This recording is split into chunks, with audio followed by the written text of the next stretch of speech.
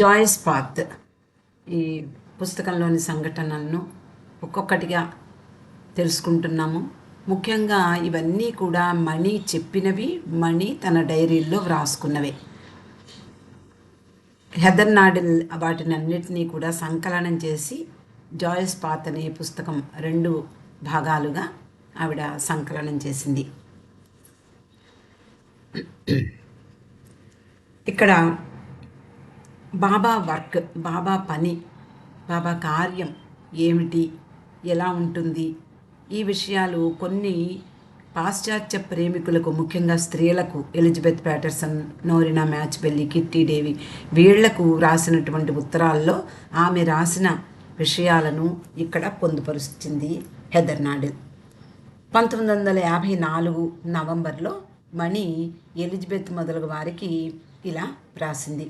ఈ రోజుల్లో బాబా తరచుగా ఏదో పనిలో నిమగ్నమై కొన్నిసార్లు తీవ్రమైనటువంటి విచారంలో లేదా అలసిపోయినట్లు కనిపిస్తున్నప్పటికీ ఆయన కళ్ళల్లో మెరిసే హాస్యం ఎప్పుడూ సజీవంగా ఉంటుంది, ఎప్పటిలాగే కనిపిస్తుంది అంటూ రాస్తూ, మరి క్రిస్మస్, ఆ సంవత్సరం క్రిస్మస్ గురించి కిట్టి డేవికి రాసింది. ఏమని అంటే, బాబా 3 దశలలో అంటే 40 రోజుల ఉపవాసం వలన మాకు పండగ జరుపుకోవాలని అనిపించలేదు. ఆ రోజుల్లో బాబా 40 రోజులు ఉపవాసం అన్నారు. అది 3 దశలలో చేశారు. అందువలన వీళ్ళకి క్రిస్మస్ పండుగ జరపాలని అనిపించలేదట. కానీ బాబా ఎప్పుడూ ఉత్సాహాన్ని కోరుకుంటారు. అంతేకాక ఆ రోజు మెహరా జన్మదినం కూడా. అందువలన వీళ్ళందరూ కూడా చాలా బిజీ అయిపోయాము అంటూ రాస్తోంది. డెకరేషన్ చెయ్యడము, ఆ డెకరేషన్లో చేసేటప్పుడు ఏదో ఒక పెద్ద శబ్దం కూడా వచ్చిందట. తర్వాత క్రిస్మస్ ట్రీ పెడుతూ ఉంటారు కదా, అలా మొదలైనటువంటి డెకరేషన్స్ అన్నీ వాళ్ళు చేశారు. 24 సాయంత్రం నాజా శాంతాక్లాజ్లా డ్రెస్ వేసుకుని వచ్చింది. పీటర్ అంటే మణి పెంచేటటువంటి కుక్కపిల్ల రియాండర్లా డ్రెస్ వేసుకుందిట. అంటే ఒక కొమ్ములు, ఒక రకమైన డ్రెస్సు వేశారు పీటర్కి. వాడు మణి చెప్తుంది, వాడు ఏం పట్టించుకోడు, అలా తయారవ్వడం వాడికి కూడా ఇష్టమే, షో ఆఫ్ చేస్తూ ఉంటాడు, షో ఆఫ్ అంటే వాడికి చాలా ఇష్టము అని మణి మురిపెంగా చెప్తోంది. బాబా ఎప్పుడూ ఉల్లాసంగా, ఉత్సాహంగా ఉండడానికే ఇష్టపడతారు. ఆయన హాస్యము, చాతుర్యము అంటే సంభాషణ చాతుర్యం, అలాగే అంటే వ్యంగ్యంగా మాట్లాడడం, జోక్స్ ఇవ్వడము, ఇలా వీటి పట్ల చాలా బాబాకు ఇష్టం. ఆ కారణంగా ఆయన హాస్యానికి సంబంధించినటువంటి పుస్తకాల్ని చదివించుకునేవారు. నిజానికి స్త్రీలందరితో గడిపినటువంటి ఆ సమయం ఎక్కువ భాగం హాస్యమే నిండి ఉంటుంది అని మణి రాస్తోంది. అందుకే ఆయన బాబా ఎప్పుడు అనేవారట, thank God I have sense of humour. నేను అన్నీ వదిలేసుకుని ఆ సత్యలోకం నుండి ఇక్కడికి వచ్చాను, కానీ హాస్యాన్ని మాత్రం వదిలిపెట్టలేదు అని బాబా చెప్తూ ఉండేవారు. అలాగే 1980 సంవత్సరంలో అంటే బాబా శరీరం వదిలిపెట్టిన తర్వాత రోజుల్లో బాబా దర్శనానికి అంటే మెహరాబాద్ వచ్చి దర్శనం చేసుకుని, మెహరాజాద్ వచ్చి స్త్రీ మండలి వారితోనూ అలాగే పురుష మండలి వారితోనూ ఎక్కువ విశేషాలని వినడానికి ఇష్టపడేటటువంటి యాత్రికులను ఉద్దేశించి అనేక విషయాలు మణి చెప్పేది, రుచి చెప్పేవాడు. అప్పుడు మండలి హాల్లో బాబా యొక్క పని తీవ్రత గురించి ఒక సంఘటన మణి చెప్పిందట. మణి అంటుంది, మనం చూస్తూ ఉన్నాం, బాబా చేసినటువంటి పనికి అంటే ఆయన చేసినటువంటి ఆ రోజుల్లో ఆయన చేసినటువంటి పని యొక్క ఫలితాన్ని మనమంతా కూడా అనుభూతి పొందుతూ ఉన్నాం. ఆయన చేసిన పని యొక్క ఫలితమే ఇది. ఆయన తన ఏకాంతవాసంలో ఉంటూ దాని కొరకే పనిచేశారు. ఆ సమయంలో బాబా ఈ పని చాలా ప్రధానమైనది, దానిని ఏకాంతంలోనే చెయ్యాలి, నా పని ఎంత తీవ్రమైనదో ఎంత ముఖ్యమైనదో మీకు తెలియదు అంటూ స్త్రీ మండలి వారికి చెప్పేవారట. అప్పుడు వీళ్ళు నిజమే కదా తెలియదు, కానీ ప్రతిదానికి ఎస్ బాబానే అంటారు వీళ్ళు. అలాగే ఈ మాటకు కూడా ఎస్ బాబా అన్నారు. నిజమే, మణి అంటుంది, మాకెప్పటికీ ఆయన పని గురించి తెలియదు అని. కానీ ఈరోజు అంటే 1980 ఆ దశకంలో మనకి కనిపించే ఫలితాలు, అలాగే ఇంకా రావలసిన ఫలితాలు చూస్తే నిజమే ఆయన పని ఎంత గాంభీర్యమైనదో, ఎంతటి లోతైనదో మనకి తెలియదు అని నిజంగానే అనిపిస్తుంది. అలాగే ఆ రోజు అంతకుముందు రోజు రాత్రి ఆమెకు ఒక కల వచ్చిందిట. ఆ కల గురించి వచ్చినటువంటి యాత్రికులకు అంటే బాబా ప్రేమికులకు చెప్తోంది. ఆ కలలో ఒక పెద్ద చెట్టు కనిపించిందట. అది మెరిసే ఆకులతో ప్రకాశిస్తోంది. అది కేవలం చెట్టే కానీ ఆ చెట్టుకి కూడా అనేకమైనటువంటి ఫీలింగ్స్ ఉన్నాయి. అంటే అది ఒక ప్రాణిలాగా, అంటే ఒక చెట్టుకు ఉండేటటువంటి లక్షణాలు కాకుండా అది ఒక దేవవృక్షము అలా అనుకోవచ్చు. దానికి కూడా ఫీలింగ్స్ ఉన్నాయి అంటోంది. అంటే ఎవరితోటైనా మనకి ఒక వ్యక్తితో మనకి స్నేహం కానీ, సంబంధం కానీ, చుట్టరికం కానీ ఉన్నప్పుడు మనకి వాళ్ళ పట్ల ఉండేటటువంటి భావాలు మనలో వస్తూ ఉంటాయి. అలాగే ఆ చెట్టు నుండి నేను ప్రేమను అనుభూతి పొందాను, అలాగే ఆ చెట్టు నుండి ప్రేమ ప్రవహించింది అని మణి వాళ్ళందరితోటి చెప్తోంది. సతారాలో ఉన్నప్పుడు బాబా జాల్ విల్లాలో ఏకాంతవాసంలో ఉన్నారు. శిథిలావస్థలో ఉన్న చిన్న ఇల్లు. బాబా తన పని కొరకు సరి అయినదే ఎంచుకున్నారు. ఇల్లు ఎంత బాగుంది అనేది కాదు ముఖ్యం. మండలి వారు బాబాకు నచ్చదేమో అనుకుంటూ ఆ బంగ్లాను చూశారట.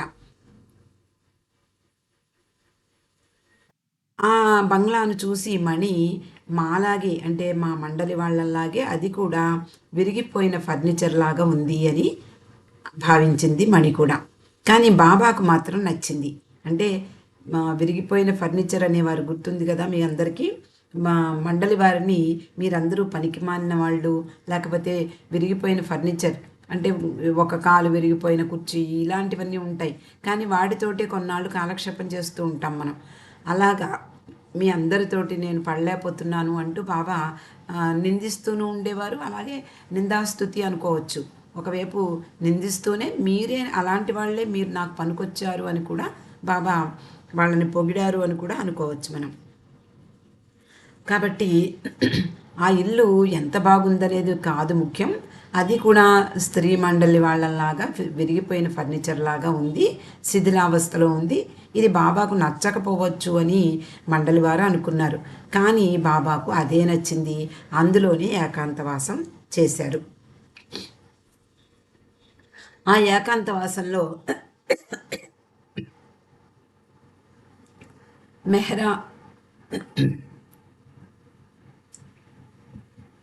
మెహ్రాకు మణికి అక్కడికి వెళ్ళడానికి అంటే వెళ్ళి అక్కడ ఒక అరగంట గడిపి రావడానికి అనుమతి ఉండేది. ఇంకా వీళ్ళిద్దరికీ తప్ప ఎవరిని అనుమతించలేదు బాబా. ఒకరోజు వీళ్ళిద్దరూ బాబా దర్శనం చేసుకుని తిరిగి వస్తున్నారు. సతారాలో ప్రశాంతంగా ఉన్న రోడ్లపై నడుస్తున్నారు. జాల్ విల్లా బయట ఉన్న ఒక చెట్టుని చూస్తూ దాన్ని దాటి నడుస్తూ ఉన్నారు.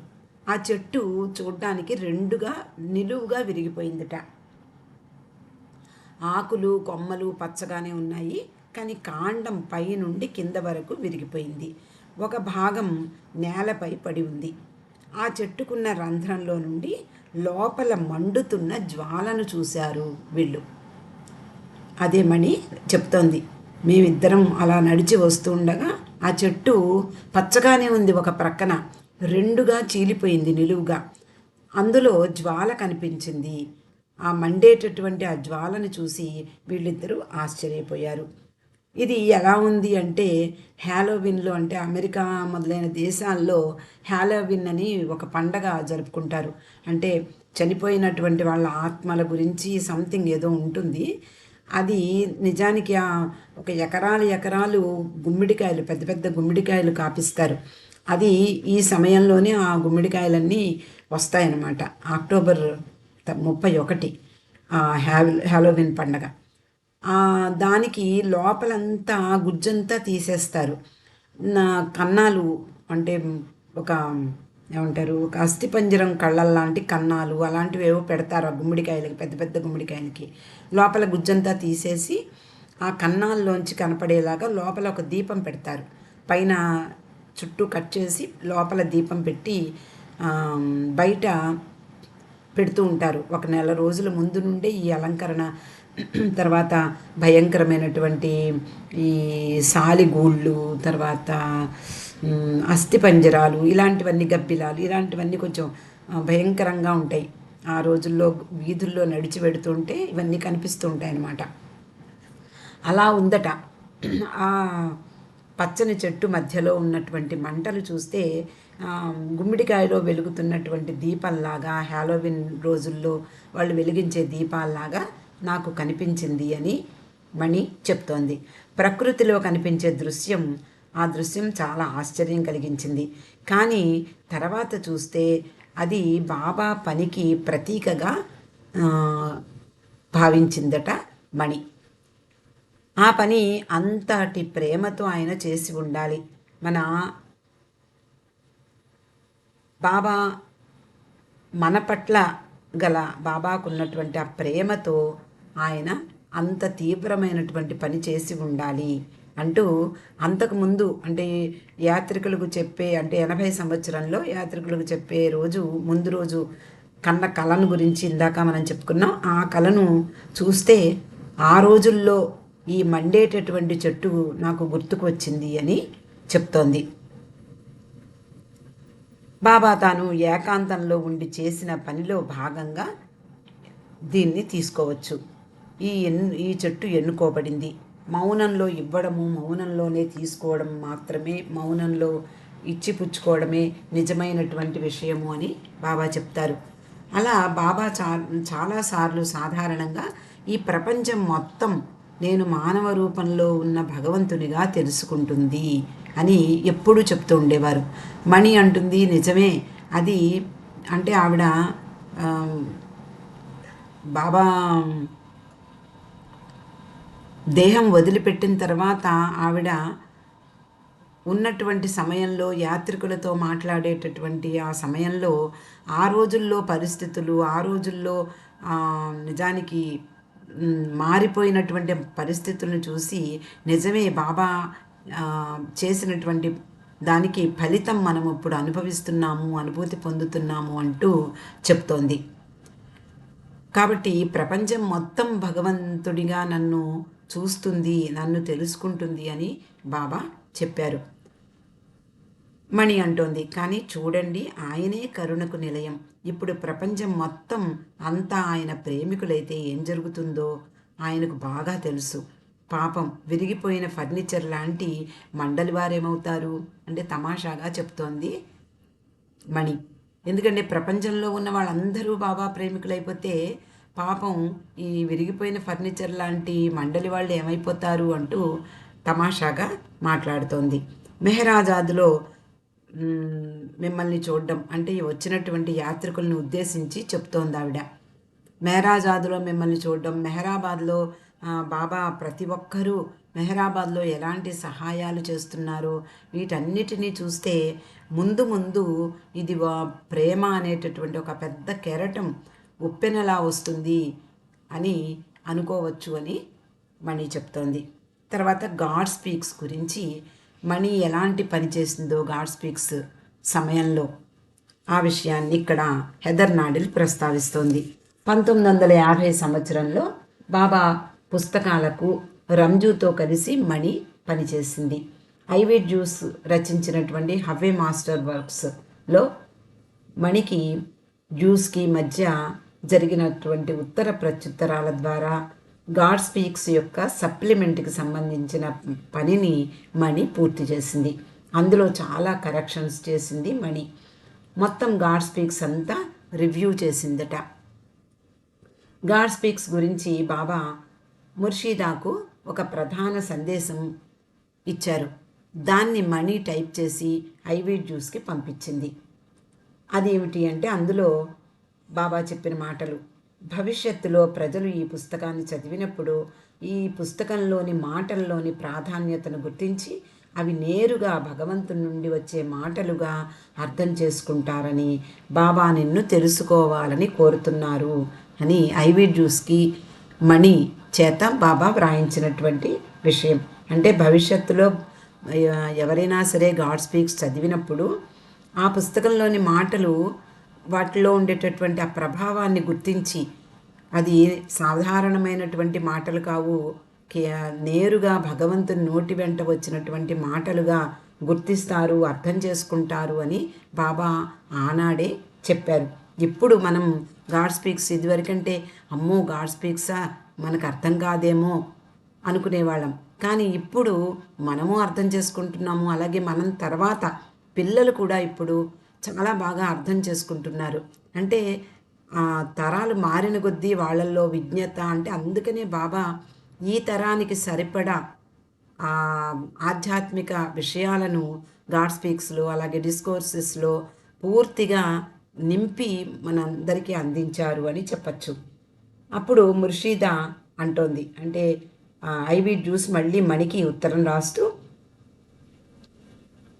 మణి, గాడ్ స్పీక్స్ గురించి ప్రియతముని పుస్తకపు లోతుల్లో నేను మునిగిపోతున్నాను.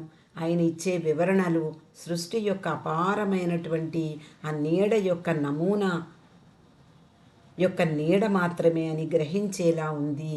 ఆయన దివ్యత్వం యొక్క నీడగా, అంటే ఆయన యొక్క దివ్యత్వమే గాడ్ స్పీక్స్ మొదలైన గ్రంథాల్లో ఇమిడ్చపెట్టారా అన్నట్లుగా ఉంది సుమా అని నాకు తెలుస్తోంది.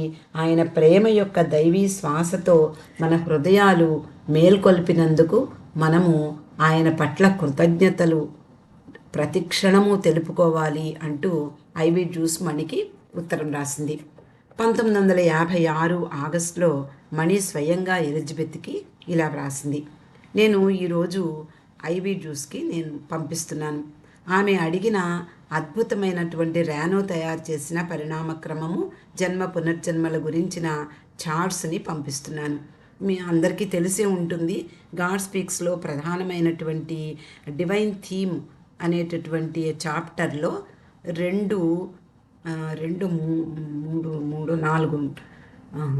మూడో నాలుగో ఉంటాయి చార్ట్స్, చిత్రపటాలు. అవి బాబా పర్యవేక్షణలో ర్యానో చిత్రీకరించింది. బాబా వెంటే ఉంటూ ర్యానో తయారు చేసేటటువంటి ఆ చిత్రపటాలని బాబా ప్రతి అణువణువు పరిశీలించారు అన్నట్లుగా ప్రతి విషయాన్ని ఆయన సూక్ష్మంగా పరిశీలించారట. వాటిని నేను ఐవీ జ్యూస్కి పంపిస్తున్నాను అని ఉత్తరం రాస్తోంది ఎలిజబెత్కి. అంటే ర్యానో తయారు చేసినటువంటి ఆ పరిణామ క్రమము, జన్మ పునర్జన్మల గురించిన చార్ట్స్ పంపిస్తున్నాను. బాబా ఆమెకు తరచూ డైరెక్ట్ చేసిన వాటిని ఇప్పుడే పూర్తి చేసింది.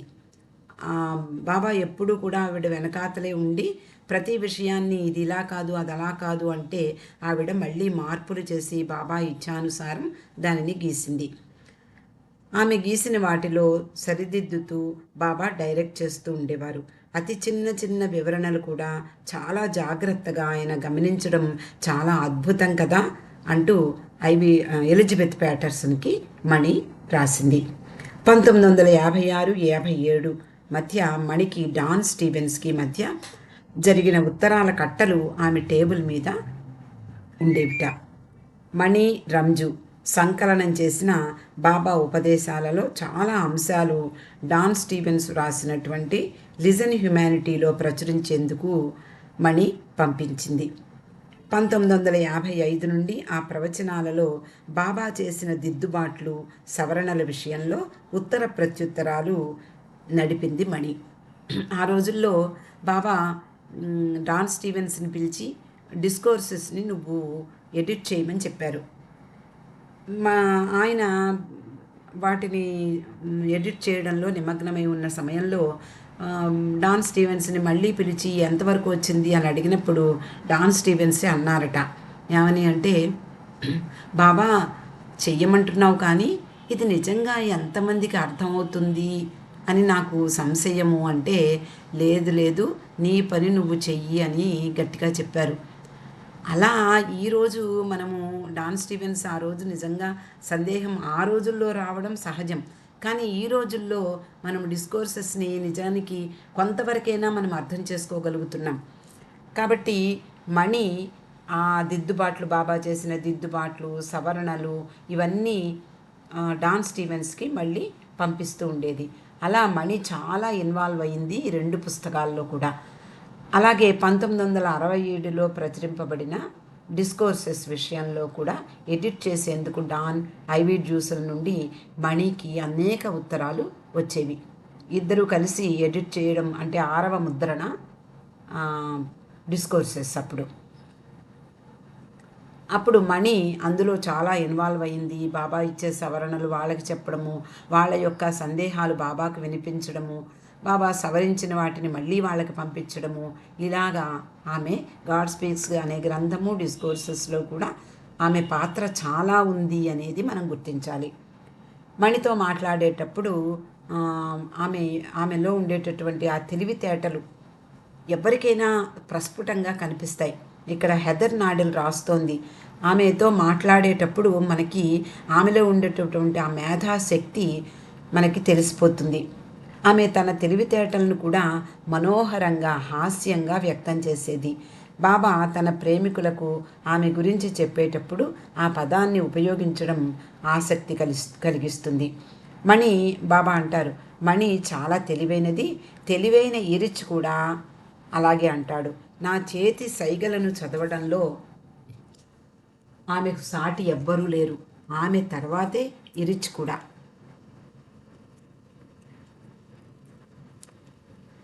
అలా బాబా చెప్పడం అనేది ఇక్కడ గుర్తు చేస్తూ హెదర్ నాడెల్ మణితో మాట్లాడడము నిజానికి ఒక అద్భుతంగా ఉంటుంది.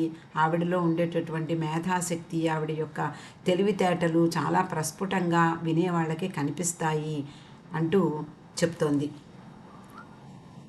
అలాగే ఫిలిస్ ఫ్రెడరిక్ యొక్క అమెరికన్ మ్యాగజైన్ ద అవేకనర్ కొరకు ఆమె వ్రాసే వ్యాసాలు చూస్తే అమెరికన్స్ కూడా మణి నిజంగా చాలా తెలివైనది అని అంటూ ఉండేవారట.